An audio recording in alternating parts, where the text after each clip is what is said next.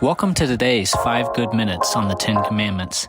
Today we'll be considering the first commandment with Bjorklund. So the first commandment is this simple statement: you shall have no other gods before me. This comes from Exodus chapter 20, verse 3. Here's what the ESV Study Bible says about this. Yahweh demands exclusive covenant loyalty. As the one true God of heaven and earth, Yahweh cannot and will not tolerate the worship of any other gods.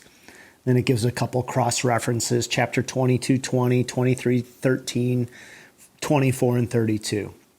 In other words, monotheism, the worship of the one true God, is the only acceptable belief and practice.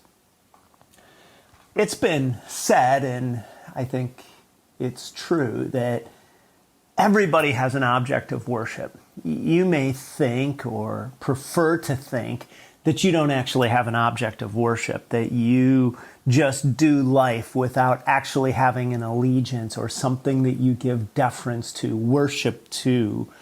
But the truth about every person is we all have something that captures our affection and our attention and our desires. Whether it's the old folk singer saying the simple words, "You're going to have to serve somebody," or the writer giving a college commencement speech, saying that we all have an object of worship.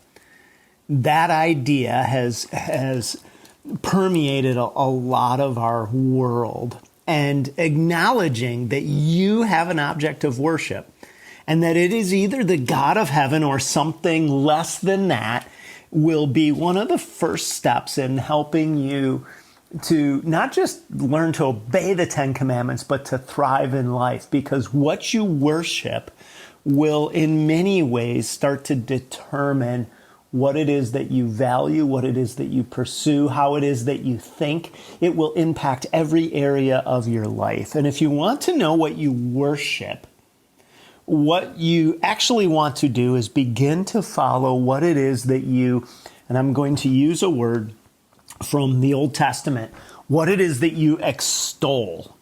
And the word extol, I'm taking from Psalm 117. Psalm 117 says, "Praise the Lord, all nations. Extol him, all people.